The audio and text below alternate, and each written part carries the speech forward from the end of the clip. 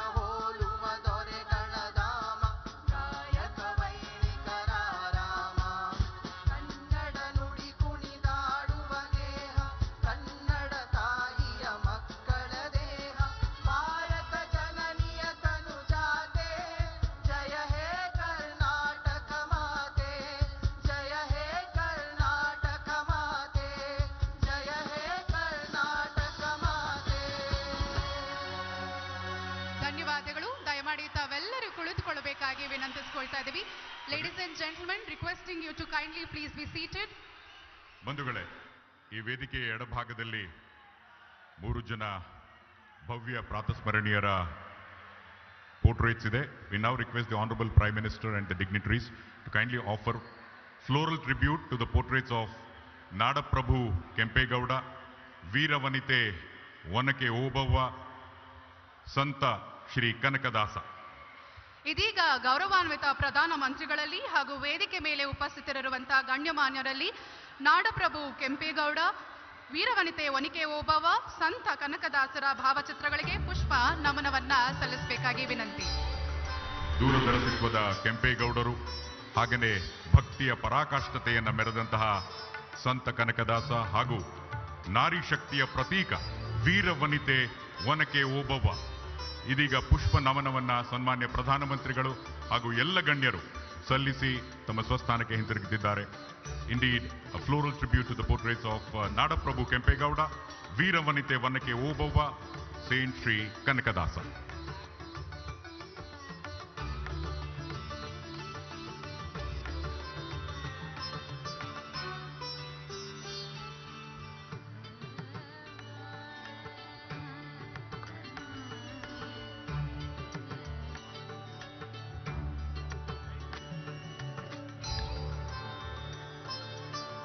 ಬಂಧುಗಳೇ, ಈ ದಿನದ ಈ ಐತಿಹಾಸಿಕ ಕಾರ್ಯಕ್ರಮಕ್ಕೆ ಸನ್ಮಾನ್ಯ ಪ್ರಧಾನಮಂತ್ರಿಗಳಾದ ಶ್ರೀ ನರೇಂದ್ರ ಮೋದಿಜಿಯವರು ಆಗಮಿಸಿರೋದು ನಮಗೆಲ್ಲರಿಗೂ ಅತ್ಯಂತ ಹರ್ಷದಾಯಕವಾಗಿರ್ತಕ್ಕಂಥ ಸಮಾಚಾರ. It's indeed a matter of great pride and privilege for all of us Kannadigas, the arrival of the Honorable Prime Minister. At this juncture, on behalf of the entire citizen fraternity of Karnataka, we request the Honorable Chief Minister Shri Basavaraj Bommai to kindly felicitate the Honorable Prime Minister Shri Narendra Modi ji. ಇದೀಗ ಕರ್ನಾಟಕ ರಾಜ್ಯದ ಸನ್ಮಾನ್ಯ ಮುಖ್ಯಮಂತ್ರಿಗಳಾದಂತಹ ಸನ್ಮಾನ್ಯ ಶ್ರೀ ಬಸವರಾಜ ಬೊಮ್ಮಾಯಿ ಅವರು ಗೌರವಾನ್ವಿತ ಪ್ರಧಾನಮಂತ್ರಿಗಳಾದಂತಹ ಸನ್ಮಾನ್ಯ ಶ್ರೀ ನರೇಂದ್ರ ಮೋದಿಜಿ ಅವರಿಗೆ ಗೌರವ ಸಮರ್ಪಣೆಯನ್ನ ಸಲ್ಲಿಸುವ ಮುಖೇನ ಕಾರ್ಯಕ್ರಮಕ್ಕೆ ಸ್ವಾಗತಿಸಲಿದ್ದಾರೆ. ಬಂಧುಗಳೇ, ನಾಡಪ್ರಭು ಕೆಂಪೇಗೌಡ ಅಪಾರ ದೂರದರ್ಶಿತ್ವವುಳ್ಳವರು. ಅದೇ ರೀತಿ ಪ್ರಧಾನಿ ನರೇಂದ್ರ ಮೋದಿ ಅವರು ಸಹ ಇಡೀ ಭಾರತ ದೇಶವನ್ನ ವಿಶ್ವಕ್ಕೆ ಮಾದರಿ ಎನ್ನುವಂತಹ ನಿಟ್ಟಿನಲ್ಲಿ ಮುನ್ನಡೆಸ್ತಾ ಇದ್ದಾರೆ. ಹಾಗೇನೆ ಪರಮಪೂಜ್ಯ ಸ್ವಾಮೀಜಿಗಳು ಸಹ ನರೇಂದ್ರ ಮೋದಿಜಿ ಅವರಿಗೆ ಆ ಕೆಂಪೇಗೌಡನ ಆ ಮಹಿಮೆಯನ್ನ ಇದರ ಮುಖೇನ ತಿಳಿಸ್ತಾ ಇದ್ದಾರೆ. ಹಾಗೇನೆ 108 ಅಡಿ ವಿಶ್ವದಲ್ಲಿ ಅತಿ ಎತ್ತರದ ಕಂಚಿನ ಪ್ರತಿಮೆ ಸ್ಟ್ಯಾಚ್ಯೂ ಆಫ್ ಪ್ರಾಸ್ಪೆರಿಟಿ, ಅದರ ಒಂದು ಮಾದರಿಯನ್ನ ನೆನಪಿನ ಕಾಣಿಕೆ ರೂಪದಲ್ಲಿ ಪ್ರಧಾನಮಂತ್ರಿಗಳಿಗೆ ಇದೀಗ ನೀಡಲಾಗ್ತಾ ಇದೆ. Thank you, Honorable Prime Minister, sir, for accepting the felicitations from Kannadigas. ಇದೀಗ ವೇದಿಕೆಯ ಸಂಪ್ರದಾಯದಂತೆ ತಮ್ಮೆಲ್ಲರನ್ನ ಸ್ವಾಗತಿಸಲಿದ್ದಾರೆ ಕೇಂದ್ರ ಸಚಿವರಾದಂತಹ ಶ್ರೀ ಪ್ರಹ್ಲಾದ್ ಜೋಶಿ ಅವರು. ಬಂಧುಗಳೇ, please welcome Honorable Union Minister Shri Pralhad Joshi G.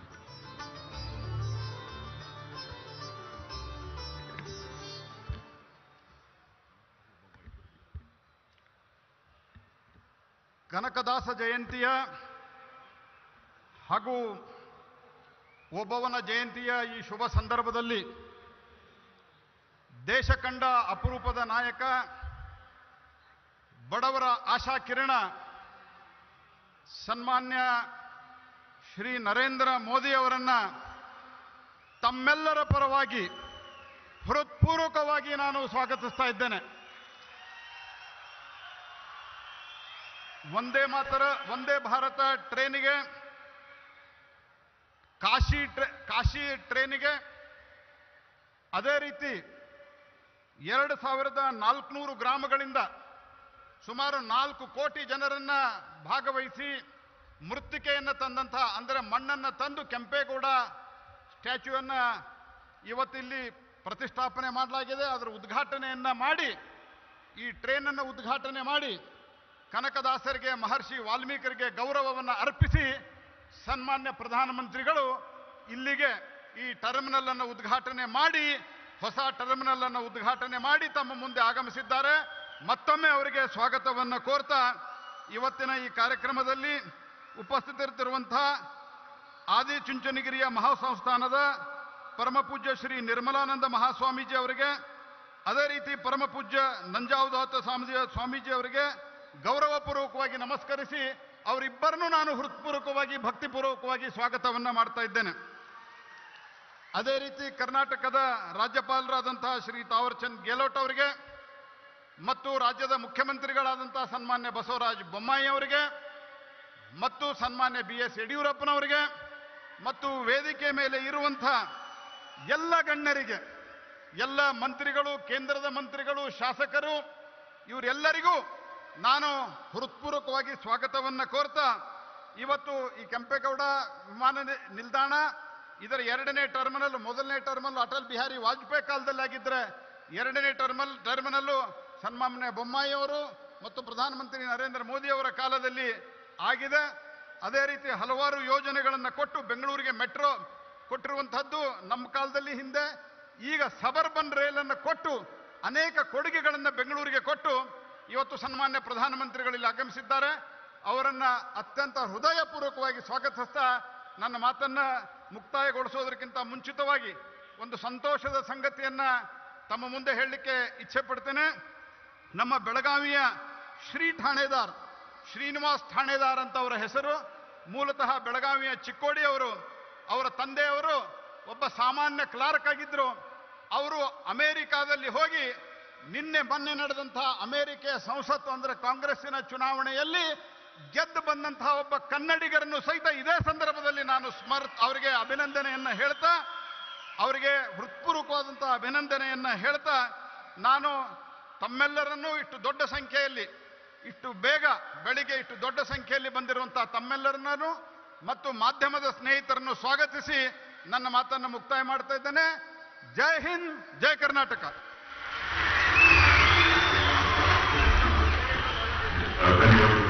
Thank you for extending a very cordial welcome. Thank you, sir.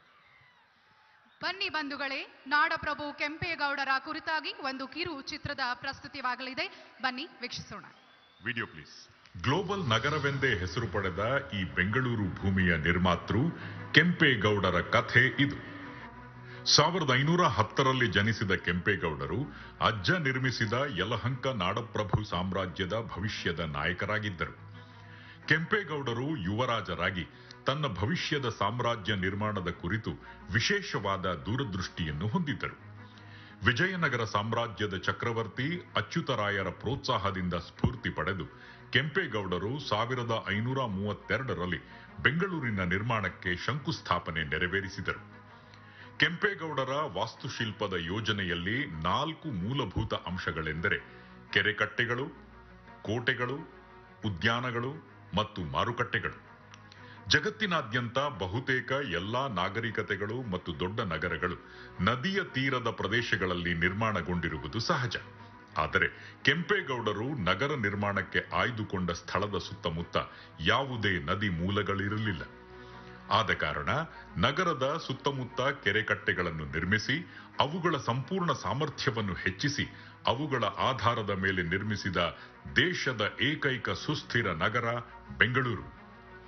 ನಗರಕ್ಕೆ ಧರ್ಮಾಂಬುದಿ, ಕೆಂಪಾಂಬುದಿ ಮೊದಲಾದ ಕೆರೆಗಳಿಂದ ನೀರಿನ ಸೌಲಭ್ಯದೊಂದಿಗೆ ಸುಸ್ಥಿರ ಜೀವನವನ್ನು ಖಾತ್ರಿಪಡಿಸಲಾಯಿತು. ನಗರದ ಅಭಿವೃದ್ಧಿಗಾಗಿ ಕೆಂಪೇಗೌಡರು ಅನುಸರಿಸಿದ ಅತ್ಯುತ್ತಮ ವೈಶಿಷ್ಟ್ಯವೆಂದರೆ ಬೀದಿ ಮತ್ತು ಪೇಟೆಗಳು. ಪ್ರತಿಯೊಂದು ಸಮುದಾಯವನ್ನು ಜನರು ಮಾಡುವ ವೃತ್ತಿ ಮತ್ತು ವ್ಯಾಪಾರದ ಪ್ರಕಾರ ವಿಂಗಡಿಸಲಾಯಿತು. ಅಂದರೆ ನಗರದ ಪೇಟೆ, ಬಳೆಪೇಟೆ, ಕುಂಬಾರಪೇಟೆ, ಚಿಕ್ಕಪೇಟೆ, ದೊಡ್ಡಪೇಟೆ, ಅಕ್ಕಿಪೇಟೆ ಮುಂತಾದವು.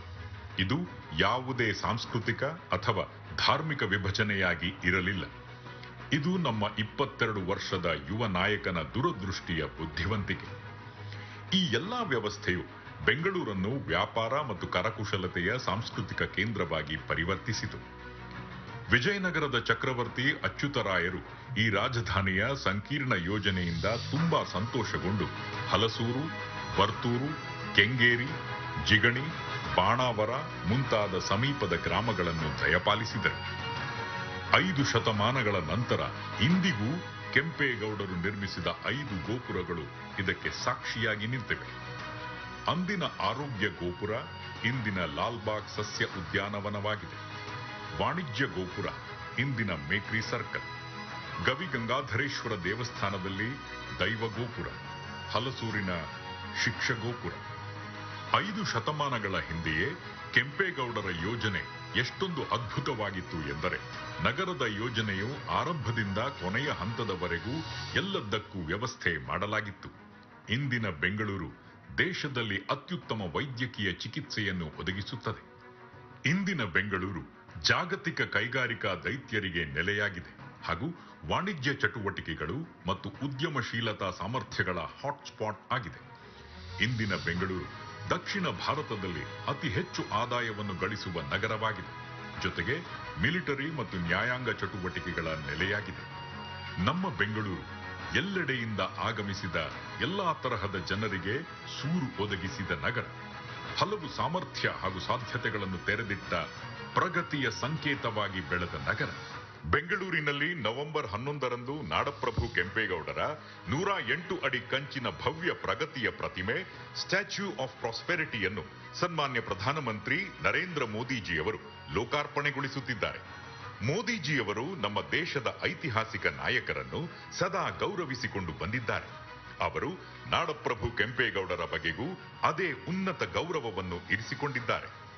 ಕರ್ನಾಟಕ ಮತ್ತು ನರೇಂದ್ರ ಮೋದಿಜಿಯವರ ನಡುವಿನ ಸಂಬಂಧವೂ ಅಪೂರ್ವವಾದುದು. ಈ ಒಡನಾಟದ ಭಾಗವಾಗಿ ಅವರು ಕೆಂಪೇಗೌಡರ ಪ್ರಗತಿಯ ಪ್ರತಿಮೆಯನ್ನು ಅನಾವರಣಗೊಳಿಸಲಿದ್ದಾರೆ. ಇದು ಪ್ರಧಾನಮಂತ್ರಿ ಮೋದಿಜಿಯವರು ಕರ್ನಾಟಕ ಮತ್ತು ಕನ್ನಡಿಗರ ಬಗ್ಗೆ ಹೊಂದಿರುವ ಅಪಾರ ಪ್ರೀತಿ ಮತ್ತು ಗೌರವದ ದ್ಯೋತಕವಾಗಿದೆ. ನಾಡಪ್ರಭು ಕೆಂಪೇಗೌಡರಂತಹ ಓರ್ವ ಶ್ರೇಷ್ಠ ದೂರದೃಷ್ಟಿಯ ದಾರ್ಶನಿಕನಿಂದ ಪ್ರೇರಿತರಾಗಿ, ಓರ್ವ ಮಹಾನ್ ಯುಗ ಪುರುಷನಿಂದ ಪ್ರೇರಿತರಾಗಿ ನಾವೆಲ್ಲರೂ ಮುಂಬರುವ ಪೀಳಿಗೆಗೆ ಭವ್ಯ ಭವಿಷ್ಯವನ್ನು ರಚಿಸೋಣ. ಕೆಂಪೇಗೌಡರ ಹಾದಿಯಲ್ಲಿ ನಡೆಯೋಣ. ಬನ್ನಿ, ನಾಡ ಕಟ್ಟೋಣ. ಬನ್ನಿ, ನಾಡ ಕಟ್ಟೋಣ. ಇದಾಗಿತ್ತು ನಾಡಪ್ರಭು ಕೆಂಪೇಗೌಡರ ಕುರಿತಾಗಿ ಕಿರುಚಿತ್ರ. ಬಂಧುಗಳೇ, ಇನ್ನು ನಮ್ಮನ್ನೆಲ್ಲ ಉದ್ದೇಶಿಸಿ ಆದಿಚುಂಚನಗಿರಿ ಮಹಾಸಂಸ್ಥಾನದ ಪೀಠಾಧ್ಯಕ್ಷರಾದ ಗೌರವಾನ್ವಿತ ಜಗದ್ಗುರು ಶ್ರೀ ಶ್ರೀ ಶ್ರೀ ಡಾಕ್ಟರ್ ನಿರ್ಮಲಾನಂದನಾಥ ಮಹಾಸ್ವಾಮೀಜಿಯವರು ಆಶೀರ್ವಚನವನ್ನು ನೀಡಬೇಕಾಗಿ ವಿನಂತಿ. ಬಂಧುಗಳೇ, put your hands together and welcome Swamiji.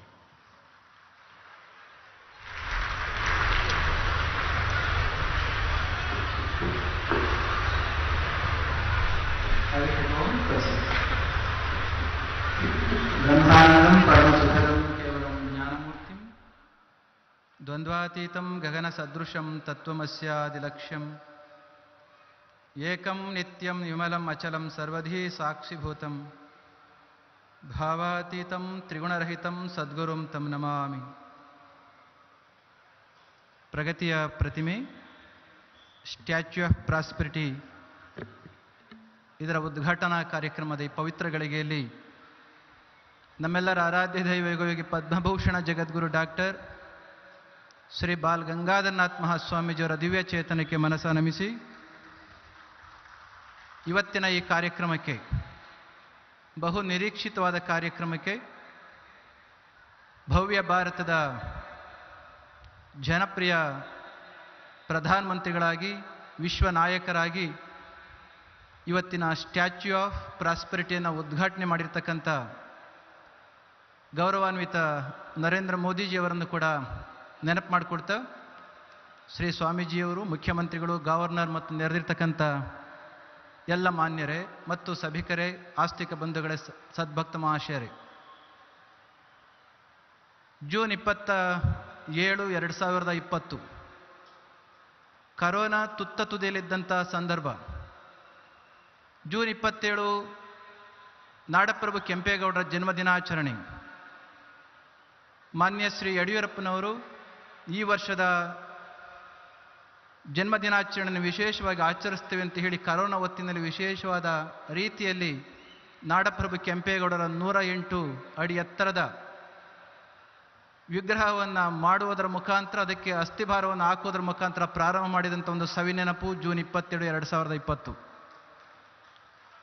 Corona ಕಾರಣದಿಂದ ಜಗತ್ತಿನ ಎಲ್ಲ ದೇಶಗಳ ಪ್ರಗತಿ ನಿಂತಿತ್ತು, ಚಟುವಟಿಕೆಗಳು ನಿಂತಿದ್ದು. ಆದರೆ ಪ್ರಗತಿಯ ಪ್ರತಿಮೆ ಮಾತ್ರ ಕೆಲಸ ನಿಲ್ಲಿಸಲಿಲ್ಲ. ಇವತ್ತು 2 ವರ್ಷಗಳ ನಂತರದಲ್ಲಿ ನಾಡಪ್ರಭು ಕೆಂಪೇಗೌಡರ ಪ್ರಗತಿಯ ಪ್ರತಿಮೆ ಪ್ರಗತಿಯ ದ್ಯೋತಕವಾಗಿ ಉದ್ಘಾಟನೆಗೊಂಡಿದೆ. ಅದಕ್ಕಾಗಿ ಮಾನ್ಯ ಪ್ರಧಾನಮಂತ್ರಿಗಳಿಗೆ ಸಮಸ್ತ ಕನ್ನಡ ನಾಡಿನ ಬಂಧುಗಳ ಪರವಾಗಿ ನಾವು ಅಭಿನಂದನೆಗಳನ್ನು ಸಲ್ಲಿಸ್ತೇವೆ.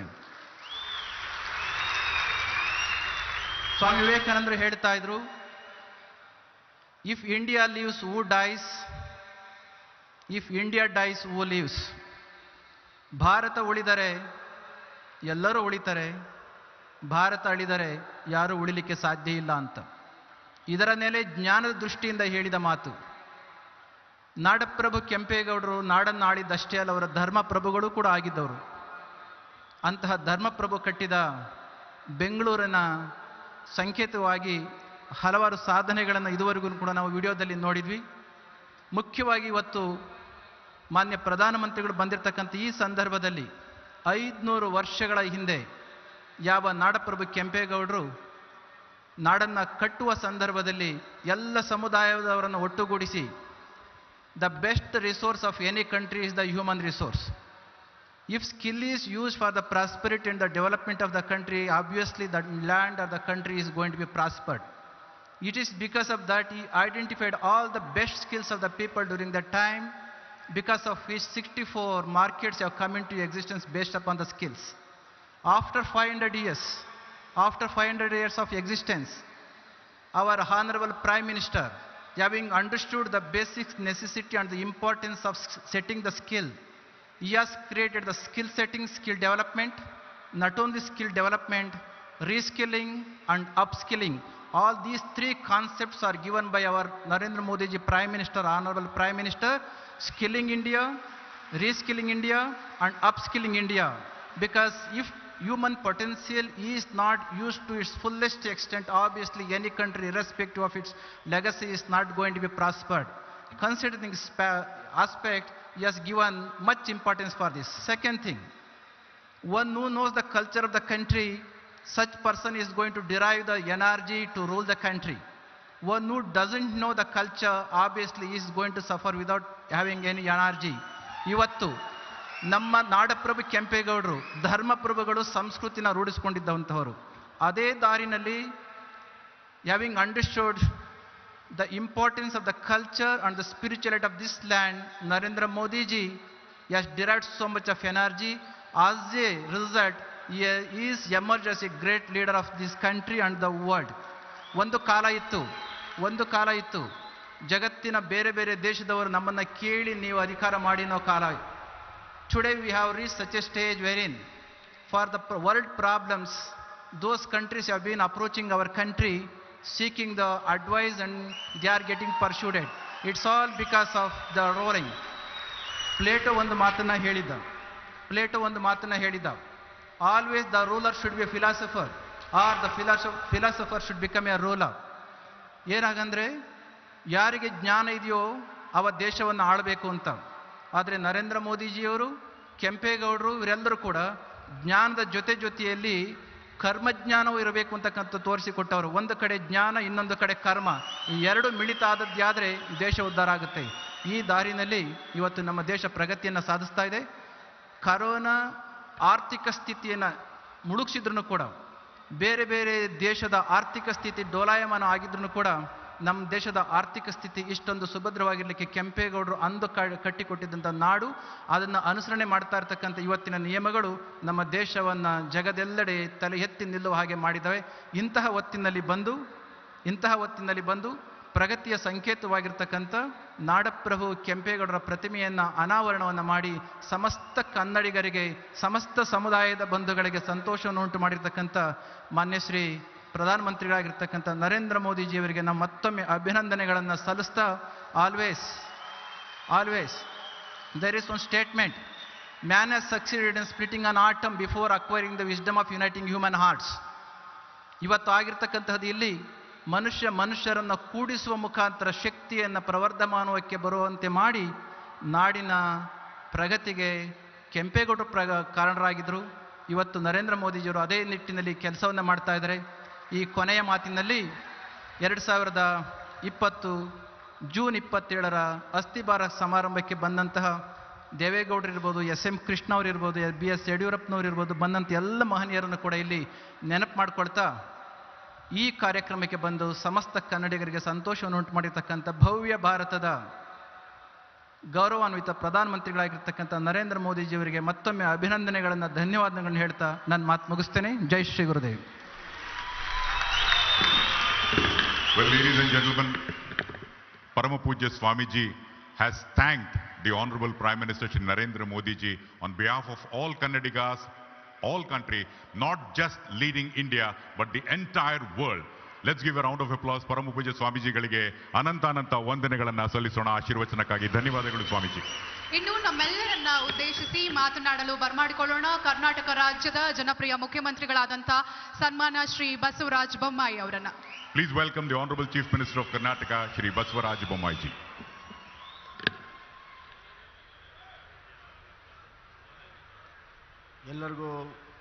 ಎಲ್ಲರಿಗೂ ನಮಸ್ಕಾರಗಳು.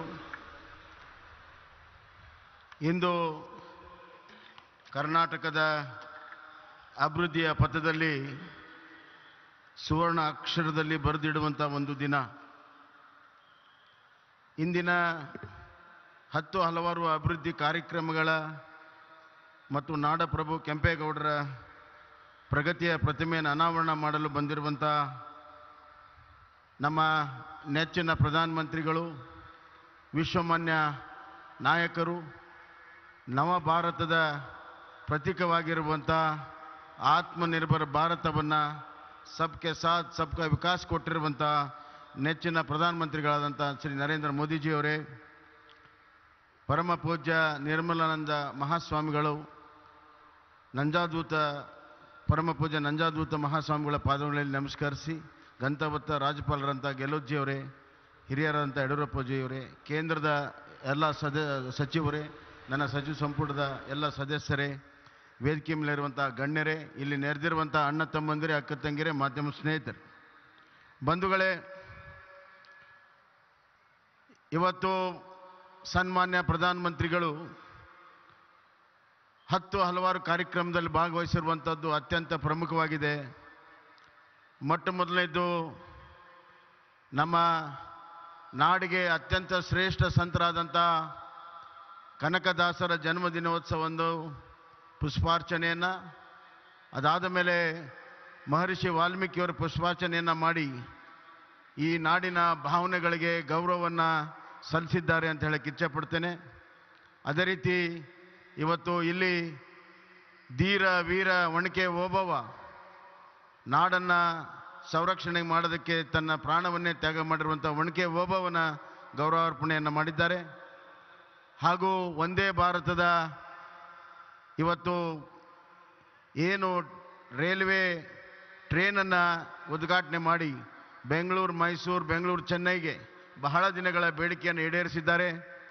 ಮತ್ತು ಬೆಂಗಳೂರಿನ 2ನೇ ಟರ್ಮಿನಲ್ಲು, ಅಂತಾರಾಷ್ಟ್ರೀಯ ಟರ್ಮಿನಲನ್ನು ಉದ್ಘಾಟನೆ ಮಾಡುವ ಮುಖಾಂತರ ಇಡೀ ಬೆಂಗಳೂರು ಏರ್ಪೋರ್ಟ್ ಇವತ್ತು ಭಾರತ ದೇಶದಲ್ಲಿಯೇ 2ನೇ ಅತಿ ದೊಡ್ಡ ಏರ್ಪೋರ್ಟ್ ಆಗಿ ಪರಿವರ್ತನೆ ಆಗಿದೆ. ಅವರಿಗೆ ನನ್ನ ವಿಶೇಷವಾಗಿರುವಂಥ ಕನ್ನಡ ನಾಡಿನ ಸಮಸ್ತ ಜನರ ಪರವಾಗಿ ಪ್ರಧಾನಮಂತ್ರಿ ನರೇಂದ್ರ ಮೋದಿಜಿಯವರಿಗೆ ಧನ್ಯವಾದಗಳನ್ನು ನಾನು ಹೇಳಕ್ಕೆ ಇಚ್ಛೆಪಡ್ತೀನಿ. ಬಂಧುಗಳೇ, ಹೆಚ್ಚಿಗೆ ಮಾತನಾಡುವಂಥದ್ದಿಲ್ಲ, ಈಗಾಗಲೇ ಪರಮ ಪೂಜ್ಯರೆಲ್ಲ ಹೇಳಿದ್ದಾರೆ. ಒಂದೇ ಒಂದು ಮಾತಿನಲ್ಲಿ ಹೇಳಬೇಕಾದ್ರೆ, ನಾಡಪ್ರಭು ಕೆಂಪೇಗೌಡರಿಗೆ ಬಗ್ಗೆ ಹೇಳಬೇಕಾದ್ರೆ, ವಿಜಯನಗರದ ಸಾಮ್ರಾಜ್ಯದ ಏನು ಒಂದು ಸುವರ್ಣ ಯುಗ ಇತ್ತು, ಆ ಸುವರ್ಣ ಯುಗದ ದರ್ಶನವನ್ನು ಈ ಬೆಂಗಳೂರು ಮತ್ತು ಸುತ್ತಮುತ್ತಲಿನ ಗ್ರಾಮಗಳಿಗೆ ಮಾಡಿ ತೋರಿಸಿರುವಂಥದ್ದು ಇವತ್ತು ನಾಡಪ್ರಭು ಕೆಂಪೇಗೌಡರು. ಅವರ ಒಂದು ದೂರದೃಷ್ಟಿಯಿಂದ ಇವತ್ತು ಬೆಂಗಳೂರು ನಗರ ಇಡೀ ವಿಶ್ವ ಮಾನ್ಯವನ್ನು ಪಡೆದಿದೆ. ಅವರು ಯೋಜನಾಬದ್ಧವಾದಂಥ ನಗರವನ್ನು ಮಾಡಿ, ಕೆರೆಕಟ್ಟೆಗಳ ನಿರ್ಮಾಣ ಮಾಡಿ, ಎಲ್ಲ ಪೇಟೆಗಳ ನಿರ್ಮಾಣ ಮಾಡಿ, ಜನರಿಗೆ ಸುಖ ಶಾಂತಿ ನೆಮ್ಮದಿ ವ್ಯಾಪಾರವನ್ನು ಮಾಡುವಂಥ ದೂರದೃಷ್ಟಿ ಏನು ಅವ್ರು ಕನಸು ಕಂಡಿದ್ರು ಅದನ್ನು ನೆನಸು ಮಾಡುವಂಥ ಸಾಮರ್ಥ್ಯ ಇರುವಂಥ ಒಬ್ಬ ದೂರದೃಷ್ಟಿಯ ನಾಡಪ್ರಭು ಅವರೇ ಕೆಂಪೇಗೌಡರು ಅನ್ನುವಂಥ ಮಾತನ್ನು ನಾನು ಹೇಳಕ್ಕೆ ಇಚ್ಛೆಪಡ್ತೇನೆ. ಬಂಧುಗಳೇ, ಕೆಂಪೇಗೌಡರಿಗೆ ಗೌರವ ಸಲ್ಲಿಸುವ ಮುಖಾಂತರ ಈ ನಾಡಿನ ಸಂಸ್ಕೃತಿ, ಪರಂಪರೆ, ಇತಿಹಾಸ ಮತ್ತು ಪ್ರಗತಿಪರ ಚಿಂತನೆಗೆ ಇವತ್ತು ನಾವು ಗೌರವವನ್ನು ಕೊಟ್ಟಂಗಾಗಿದೆ ಅನ್ನುವಂಥ ಮಾತನ್ನು ಈ ಸಂದರ್ಭದಾಗ ಹೇಳಿ, ನಾವು ಕೂಡ ಇವತ್ತು ಸಂಕಲ್ಪವನ್ನು ಮಾಡ್ತೇವೆ. ಕೆಂಪೇಗೌಡರ ಚಿಂತನೆಯಲ್ಲಿ, ಕೆಂಪೇಗೌಡರ ವಿಚಾರಧಾರೆಯಲ್ಲಿ, ಅವರ ನೀತಿಯಲ್ಲಿ, ಅವರ ರೀತಿಯಲ್ಲಿ ಈ ನಾಡನ್ನು ಕಟ್ಟಲು ನಾವು ಇಂದು ಸಂಕಲ್ಪವನ್ನು ನಮ್ಮ ಸರ್ಕಾರ ಮಾಡ್ತದೆ ಅನ್ನುವಂಥ ಮಾತನ್ನು ಹೇಳಿ, ಅಂದು ಒಬ್ಬ ವಿಕಾಸ ಪುರುಷ, ಅದಕ್ಕಾಗಿ ನಾವು ಸ್ಟ್ಯಾಚ್ಯೂ ಆಫ್ ಪ್ರಾಸ್ಪರಿಟಿ ಅಂತ ಇಟ್ಟಿದ್ದೇವೆ. ಪ್ರಗತಿಯ ಪ್ರತಿಮೆ, ಸಮೃದ್ಧಿಯ ಪ್ರತಿಮೆ. ಇವತ್ತು ನಮ್ಮ ಪ್ರಧಾನಮಂತ್ರಿಗಳ ನಾಡಿನಲ್ಲಿ statue of unity Sardar Vallabhbhai Patel ಅವ್ರದ್ದಿದ್ದರೆ, ಇವತ್ತು ಇಲ್ಲಿಯ ಸರ್ದಾರ ಕೆಂಪೇಗೌಡರದು ಸ್ಟ್ಯಾಚ್ಯೂ ಆಫ್ ಪ್ರಾಸ್ಪರಿಟಿ ಇನ್ನು ನಾವು ಮಾಡಿದ್ದೇವೆ. ಪ್ರಧಾನಮಂತ್ರಿಗಳು ಇವತ್ತು ಆಧುನಿಕ ವಿಕಾಸ ಪುರುಷರು. ದೇಶದ ಹಲವಾರು ಸಮಸ್ಯೆಗಳನ್ನು, ಮೂಲಭೂತ ಸಮಸ್ಯೆಗಳನ್ನು ಬಗೆಹರಿಸಿ ಬಲಿಷ್ಠ ಭಾರತವನ್ನು ಕಟ್ಟಿ ಇವತ್ತು ಆತ್ಮನಿರ್ಭರ ಭಾರತವನ್ನು ಮಾಡಿ, ಆ ಅಭಿವೃದ್ಧಿಯಲ್ಲಿ ಎಲ್ಲರಿಗೂ ಅವಕಾಶ ಕೊಟ್ಟು ಸಬ್ಕೆ ಸಾಥ್ ಸಬ್ಕೆ ವಿಕಾಸವನ್ನು ಮಾಡಿ ಅಂತಾರಾಷ್ಟ್ರೀಯ ಮಟ್ಟದಲ್ಲಿ ಭಾರತವನ್ನು ಇವತ್ತು ಅವರು ಅತ್ಯಂತ ಎತ್ತರಕ್ಕೆ ತೆಗೆದುಕೊಂಡು ಹೋಗಿದ್ದಾರೆ. ಇಡೀ ವಿಶ್ವದಲ್ಲಿ ಆರ್ಥಿಕ ಹಿಂಜರಿತ ಇದ್ದಂತಹ ಸಂದರ್ಭದಲ್ಲಿ ಇವತ್ತು ನಮ್ಮ ಭಾರತ ಆರ್ಥಿಕವಾಗಿ ಅತ್ಯಂತ ಪ್ರಬಲವಾಗಿ ಮುಂದುವರಿತಾ ಇದ್ದರೆ ಸನ್ಮಾನ್ಯ ನರೇಂದ್ರ ಮೋದಿಜಿಯವರ ಕಾರ್ಯಕ್ರಮ ಮತ್ತು ಯೋಜನೆಗಳೇ ಕಾರಣ ಅನ್ನುವಂಥ ಮಾತನ್ನು ಈ ಸಂದರ್ಭದಾಗ ಹೇಳಿ, ಒಬ್ಬ ವಿಕಾಸ ಪುರುಷನ ದಾರಿಯಲ್ಲಿ ನವ ಭಾರತ ನಿರ್ಮಾಣವನ್ನು ಮಾಡುತ್ತಿರುವಂಥ ನರೇಂದ್ರ ಮೋದಿಜಿ ಅವರ ಕೈಯಲ್ಲಿ ಕೆಂಪೇಗೌಡರ ನಾಡಪ್ರಭು ಕೆಂಪೇಗೌಡರ ಮೂರ್ತಿ ಅನಾವರಣ ಆಗುತ್ತಿರುವಂಥದ್ದು ಅದು ದೈವ ಇಚ್ಛೆ ಅಂತ ನಾನು ಈ ಸಂದರ್ಭದಲ್ಲಿ ನಾನು ಹೇಳ್ತಾ, ಇವತ್ತು ಸನ್ಮಾನ್ಯ ಪ್ರಧಾನಮಂತ್ರಿಜಿಯವರು ಎರಡು ದೊಡ್ಡ ಕೊಡುಗೆಯನ್ನೇನು ಕೊಟ್ಟಿದ್ದಾರೆ. ಇವತ್ತು ನಮ್ಮ ವಂದೇ ಭಾರತ ಟ್ರೈನು ಮತ್ತು ನಮ್ಮ ಟರ್ಮಿನಲ್, ಅದಲ್ಲದೆ ಕಳೆದ ಬಾರಿ ಸಬರ್ಬನ್ ಟ್ರೈನ್ ಕೊಟ್ಟಿದ್ದರು, ಅಲ್ಲಿ ಕರಾವಳಿಯಲ್ಲಿ ಪೋರ್ಟ್ಸನ್ನು ಕೊಟ್ಟಿದ್ದಾರೆ. ನಿರಂತರವಾಗಿ ಕರ್ನಾಟಕದ ಅಭಿವೃದ್ಧಿಯಲ್ಲಿ ಬಹಳ ದೊಡ್ಡ ಬೆಂಬಲವನ್ನು ಕೊಡುಗೆಯನ್ನು ಕೊಡ್ತಿರುವಂಥ ನಮ್ಮ ನರೇಂದ್ರ ಮೋದಿಜಿ ಅವರಿಗೆ ನನ್ನ ಸಮಸ್ತ ಕನ್ನಡರ ಪರವಾಗಿ ಅಭಿನಂದನೆಯನ್ನು ಸಲ್ಲಿಸಿ, ನಾಡು ಪ್ರಭು ಕೆಂಪೇಗೌಡರ ಒಂದು ಆಶೀರ್ವಾದ, ಅವರ ಸಂಕಲ್ಪದಿಂದ ನಾವು ಅದೇ ದಾರಿಯಲ್ಲಿ ಮುಂದುವರಿತೇವೆ ಅನ್ನುವಂಥ ಪುನರ್ ಸಂಕಲ್ಪವನ್ನು ಮಾಡಿ ನನ್ನ ಮಾತಿಗೆ ವಿರಾಮ ಹೇಳ್ತೇನೆ. ಧನ್ಯವಾದಗಳು. ಕರ್ನಾಟಕ ರಾಜ್ಯದ ಮುಖ್ಯಮಂತ್ರಿಗಳಿಗೆ ಧನ್ಯವಾದಗಳನ್ನು ಅರ್ಪಿಸ್ತಾ ಇದ್ದೀವಿ.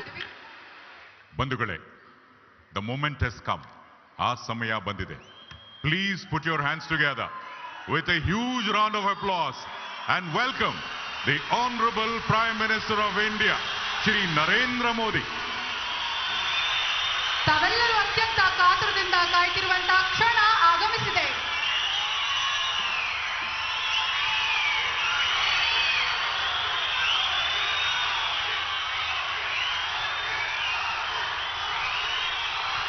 भारत माता की,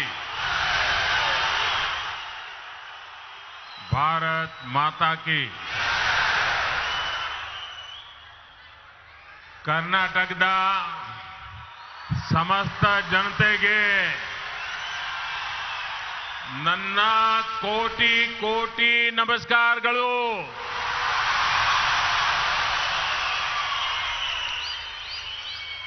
मंच पर विराजमान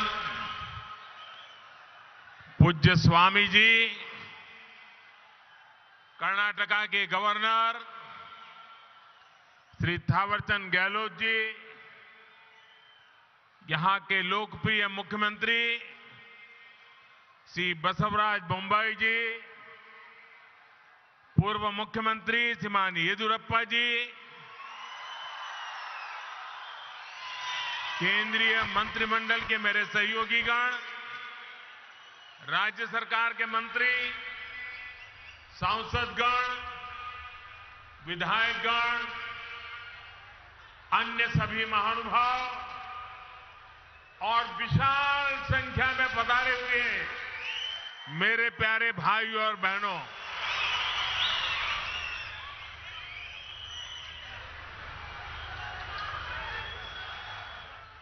ये मेरा सौभाग्य है कि आज मुझे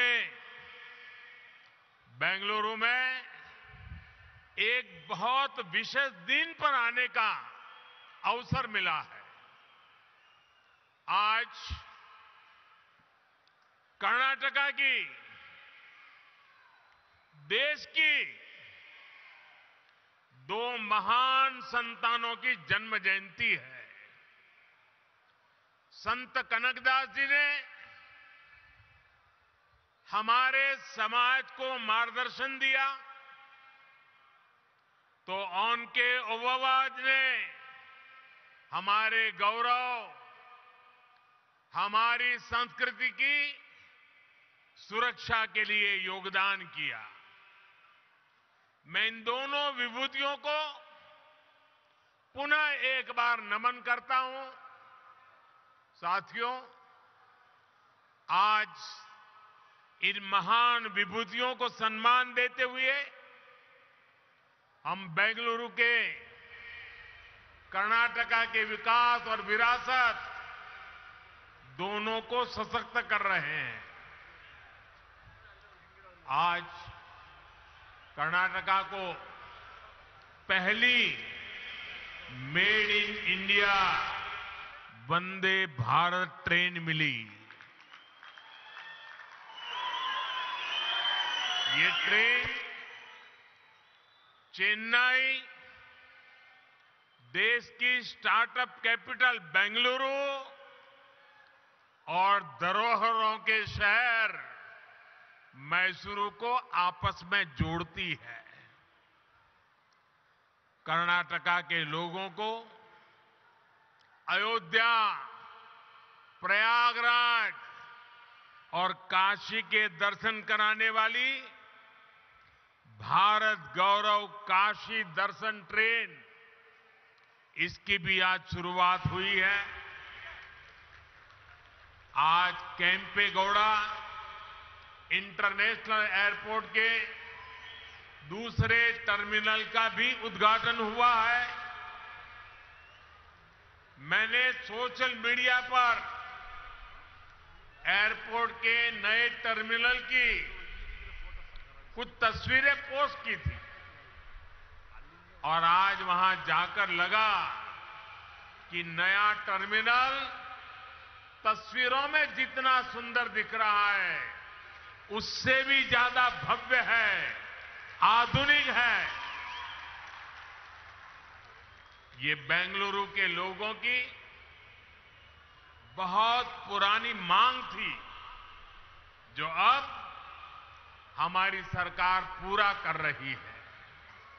साथियों, मुझे नाड़ प्रभु केम्पेगौड़ा जी की 108 फीट की प्रतिमा के अनावरण और उनके जलाभिषेक का भी अवसर मिला।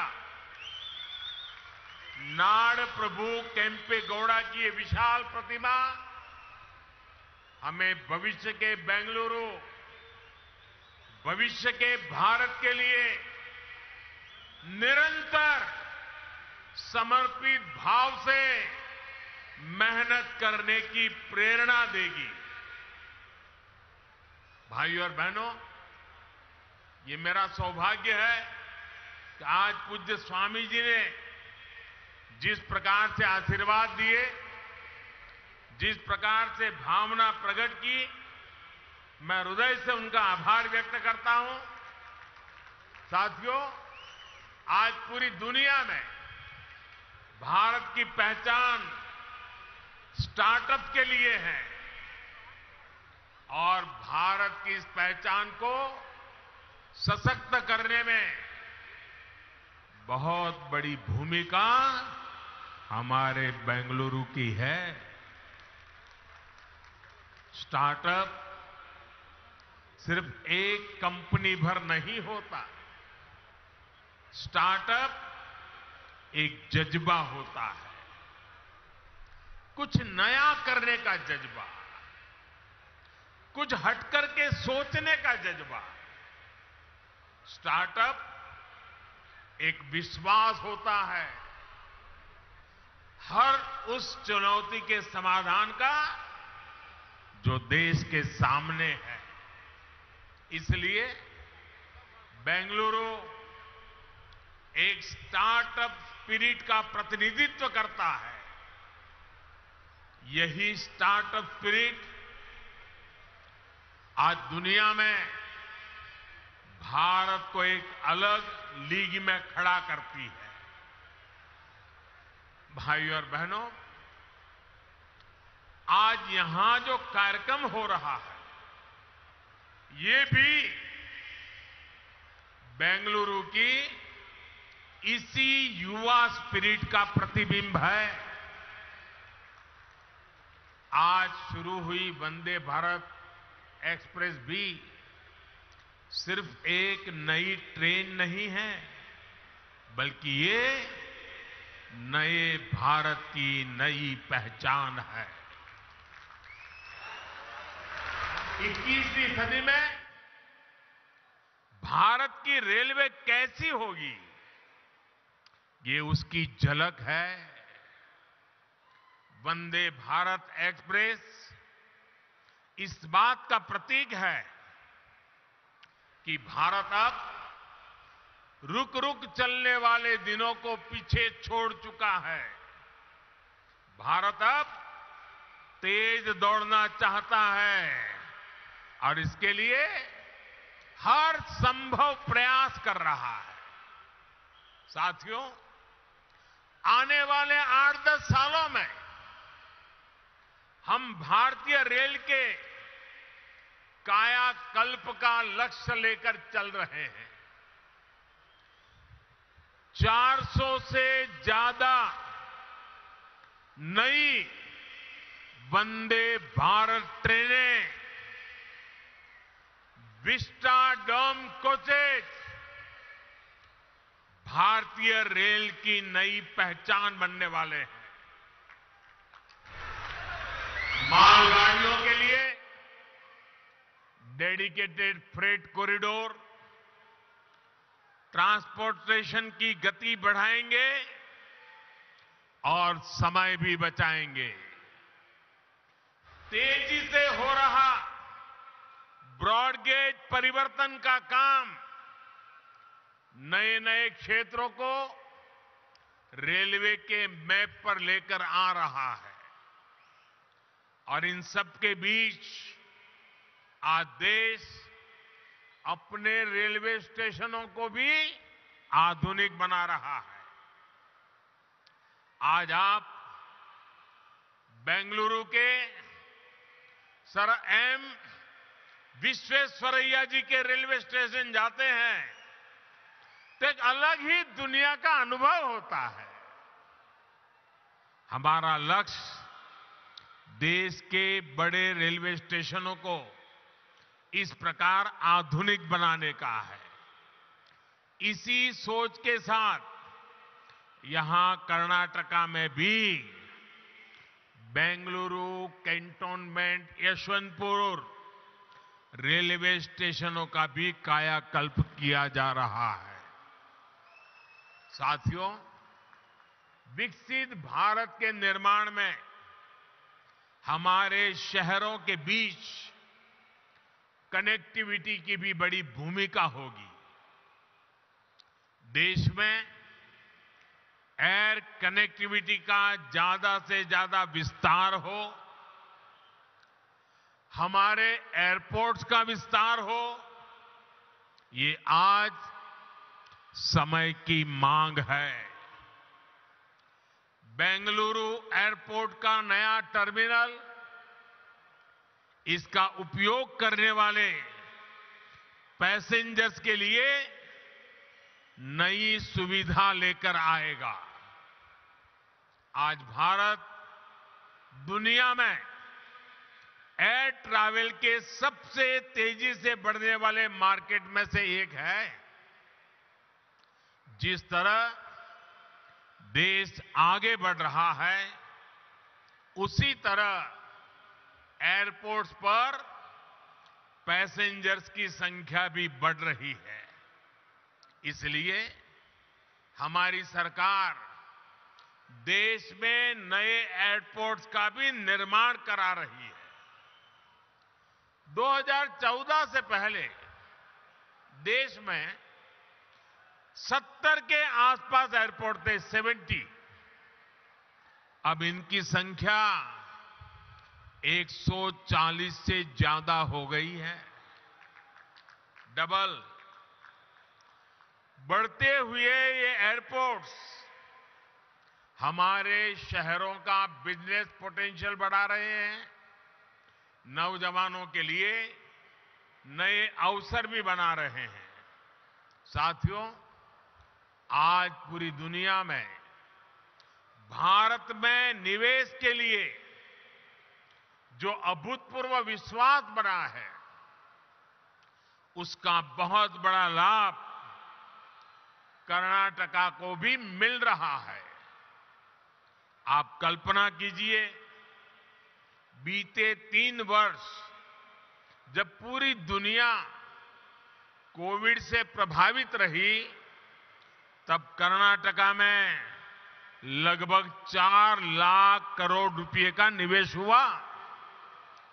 पिछले वर्ष एफडीआई को आकर्षित करने में कर्नाटका देश में अग्रणी रहा है।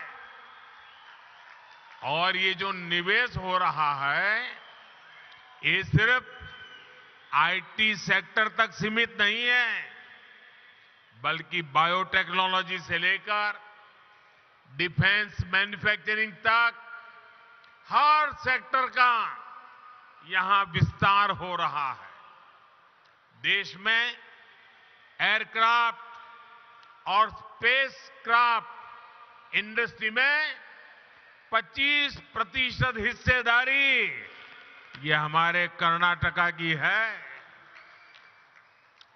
देश की सेना के लिए जो एयरक्राफ्ट और हेलीकॉप्टर हम बना रहे हैं, उसमें से लगभग 70% यही बनते हैं। देश में इलेक्ट्रिक व्हीकल मैन्युफैक्चरिंग में भी कर्नाटका बहुत आगे है। आज फॉर्च्यून 500 कंपनियों में से 400 से अधिक कंपनियां कर्नाटका में काम कर रही है और ये लिस्ट लगातार बढ़ रही है। ये सब कुछ इसलिए हो रहा है क्योंकि आज कर्नाटका डबल इंजन की ताकत से चल रहा है।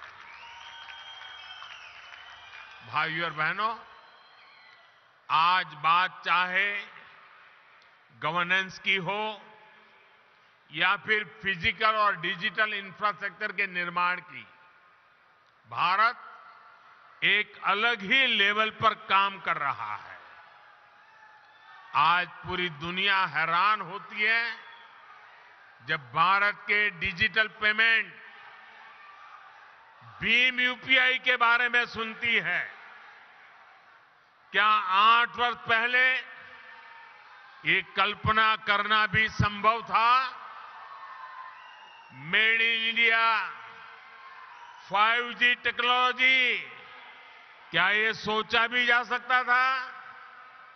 इन सब में बेंगलुरु के युवाओं की, यहां के प्रोफेशनल्स की बहुत बड़ी भूमिका है। 2014 से पहले के भारत में ये चीजें कल्पना से परे थी। इसका कारण ये है कि तब जो सरकारें थी उनकी सोच ही पुरानी थी। पहले की सरकारें स्पीड को लग्जरी तो स्केल को रिस्क मानती थी। हमने ये धारणा बदल दी है। हम स्पीड को भारत की आकांक्षा मानते हैं और स्केल को भारत की ताकत मानते हैं।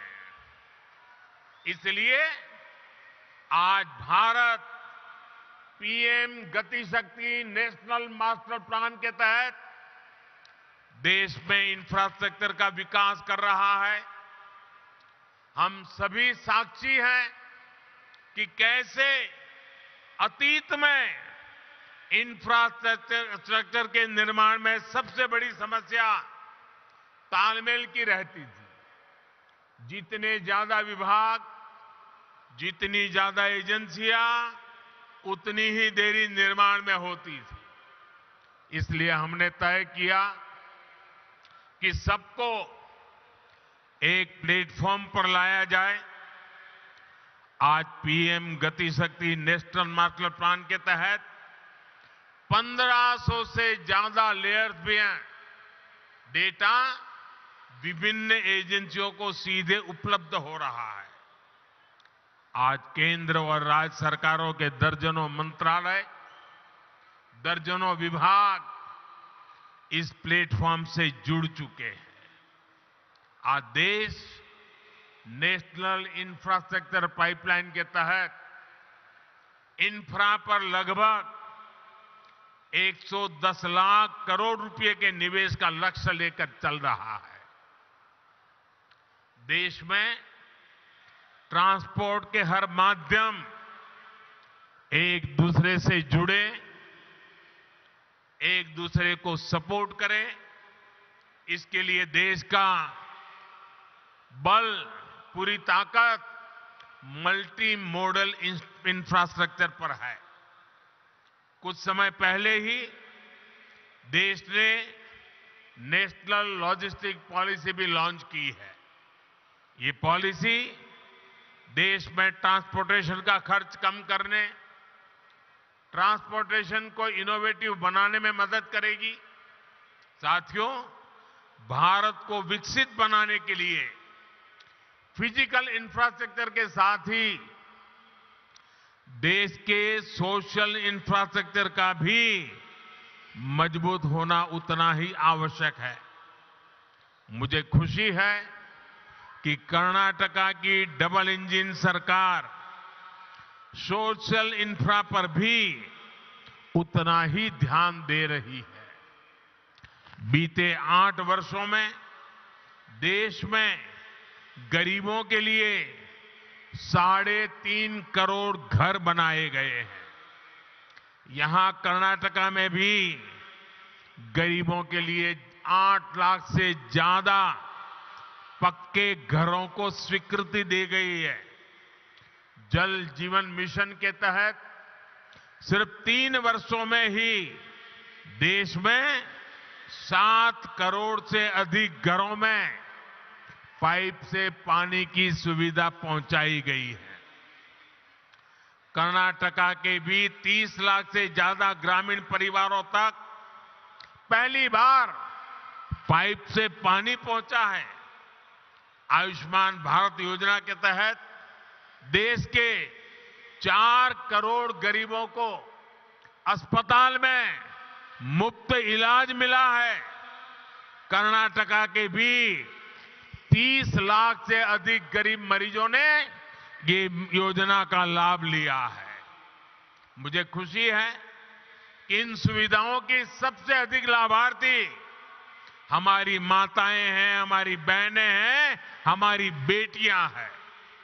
भाइयों और बहनों, आज देश में छोटे किसान हो, छोटे व्यापारी हो, फिशरमैन हो, रेहड़ी पटरी ठेले वाले हो, ऐसे करोड़ों लोग पहली बार देश के विकास की मुख्य धारा से जुड़ रहे हैं।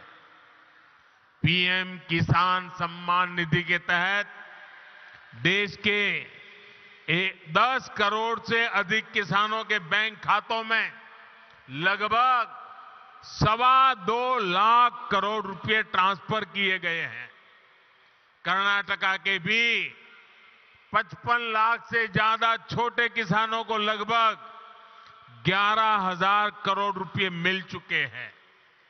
पीएम स्वनिधि के तहत देश के 40 लाख से अधिक रेहड़ी पटरी ठेले वाले भाई बहनों को आर्थिक मदद मिली है। इसका लाभ कर्नाटका के भी 2 लाख से ज्यादा स्ट्रीट वेंडर्स को हुआ है। साथियों, इस बार 15 अगस्त को लाल किले से मैंने अपने देश की विरासत पर गर्व की बात कही थी। हमारी ये विरासत सांस्कृतिक भी है, आध्यात्मिक भी है। आज भारत गौरव रेल देश के आस्था और आध्यात्म के स्थलों को जोड़ने के साथ ही एक भारत श्रेष्ठ भारत की भावना को भी मजबूत कर रही है। इस वर्ष अब तक देश के अलग अलग हिस्सों के लिए इस ट्रेन की 9 यात्राएं पूरी हो चुकी हैं। शिरडी मंदिर हो, श्री रामायण यात्रा हो, दिव्य काशी यात्रा हो, ऐसी सभी ट्रेनों का यात्रियों को बहुत सुखद अनुभव रहा। आज कर्नाटका से काशी, अयोध्या और प्रयागराज के लिए यात्रा शुरू हुई है। इससे कर्नाटका के लोगों को काशी, अयोध्या के दर्शन करने में मदद मिलेगी। भाइयों और बहनों, भगवत भक्ति और सामाजिक शक्ति से कैसे समाज को जोड़ा जा सकता है, इसकी प्रेरणा हमें संत कनकदास जी से भी मिलती है। एक तरफ उन्होंने कृष्ण भक्ति का रास्ता चुना और दूसरी तरफ कुल कुल कुल वेंदु होड़े दाड़दिरी कहकर उन्होंने जाति के आधार पर भेदभाव को खत्म करने का संदेश दिया। आज पूरी दुनिया में मिलेट्स यानी मोटे अनाज के महत्व को लेकर के चर्चा हो रही है। संत कनकदास जी ने उस दौर में ही मिलेट का महत्व स्थापित कर दिया था। उनकी रचना थी राम धान्य चरिते। उन्होंने कर्नाटक में सबसे ज्यादा पसंद किए जाने वाले मिलेट रागी का उदाहरण देते हुए सामाजिक समानता का संदेश दिया था। भाइयों और बहनों, आज हमारा प्रयास है कि बेंगलुरु शहर का विकास वैसे ही हो जैसे नाड़ प्रभु केम्पे गौड़ा जी ने कल्पना की थी। इस शहर की बसावट यहां के लोगों को केम्पे गौड़ा जी की महान देन है। इस बसावट में उन्होंने जिन बारीकियों का ख्याल रखा है वो अद्भुत, अद्वितीय है। सदियों पहले उन्होंने बेंगलुरु के लोगों के लिए कॉमर्स, कल्चर और कन्वीनियंस की योजना तैयार कर दी थी। उनकी दूरदृष्टि का फायदा आज भी बेंगलुरु के लोगों को मिल रहा है। आज व्यापार, कारोबार, उसके रूप रंग भले ही बदल गए हो, लेकिन पेटे आज भी बेंगलुरु की कॉमर्शियल लाइफलाइन बना हुआ है। नाड़ प्रभु केम्पे गौड़ा जी का बेंगलुरु की संस्कृति को भी समृद्ध करने में अहम योगदान है। यहां का मशहूर गवि गंगाधरेश्वर मंदिर हो या बसवनगुड़ी इलाके के मंदिर, इनके जरिए केम्पे गौड़ा जी ने बेंगलुरु की सांस्कृतिक चेतना को हमेशा के लिए जीवंत बना दिया। बेंगलुरु शहर के लोग इस शहर की ऐसी बेमिसाल बसावट के लिए केम्पे गौड़ा जी के हमेशा आभारी रहेंगे। साथियों, बेंगलुरु अंतर्राष्ट्रीय शहर है। इसे हमें अपनी विरासत को संवारते हुए आधुनिक इंफ्रास्ट्रक्चर से समृद्ध करना है। ये सबका प्रयास से ही संभव है। एक बार फिर आप सभी को नए प्रोजेक्ट के लिए मैं बहुत बहुत बधाई देता हूं। पूज्य संतगण ने आकर के आशीर्वाद दिए, मैं उनका आभार व्यक्त करता हूं। और इतनी बड़ी तादाद में उमंग और उत्साह से भरे हुए कर्नाटका के नौजवान, कर्नाटक की माताएं बहनें, यहां का किसान हमें आशीर्वाद दे रहा है। मैं हृदय से आपका बहुत बहुत आभार व्यक्त करता हूं। धन्यवाद। बहुत बहुत धन्यवाद माननीय प्रधानमंत्री जी। ಬಂಧುಗಳೇ, ಕರ್ನಾಟಕದ ಡಬಲ್ ಇಂಜಿನ್ ಸರ್ಕಾರದ ಕಾರ್ಯವೈಖರಿಯನ್ನ ಮುಕ್ತ ಕಂಠದಿಂದ ಶ್ಲಾಘಿಸಿದ್ದಾರೆ ಸನ್ಮಾನ್ಯ ಪ್ರಧಾನಮಂತ್ರಿಗಳಾದ ಶ್ರೀ ನರೇಂದ್ರ ಮೋದಿ ಅವರು. He has complimented profusely the efforts of the Karnataka government towards contributing a new Karnataka to Navabharata. ಬಂಧುಗಳೇ, ನಾವೆಲ್ಲರೂ ಸಹ ಪ್ರಧಾನಮಂತ್ರಿಗಳಿಗೆ ಜೋರಾದ ಕರತಾಳನದೊಂದಿಗೆ please put your hands together and let's thank the honorable Prime Minister of India Shri Narendra Modi ji. ನಾವೆಲ್ಲರೂ ಎದ್ದು ನಿಲ್ಲುವ ಮೂಲಕ, ಚಪ್ಪಾಳೆಗಳನ್ನ ತಟ್ಟುವುದರ ಮೂಲಕ, ನಿಮ್ಮ ಕರತಾಳಗಳ ಮೂಲಕ ನಿಮ್ಮೆಲ್ಲರ ನೆಚ್ಚಿನ और 2 दिन के दक्षिण भारत दौरे में प्रधानमंत्री नरेंद्र मोदी इस समय बेंगलुरु के सार्वजनिक समारोह को संबोधित कर रहे थे। इस मौके पर उन्होंने कहा कि ये उनका सौभाग्य है कि वो 2 महान संतों की जयंती के मौके पर बेंगलुरु में हैं। आज कर्नाटक को पहली make in India Vande Bharat train milli